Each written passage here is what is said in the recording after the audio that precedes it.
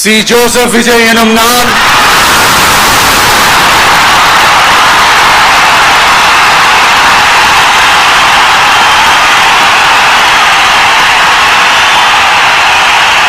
சட்டப்படி அமைக்கப்பெற்ற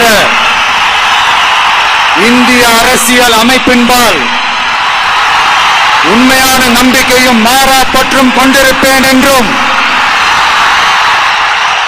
இந்திய நாட்டின் ஒப்பில்லாத முழு முதல் ஆட்சியையும் ஒருமையையும் நிலை நிறுத்துவேன் என்றும்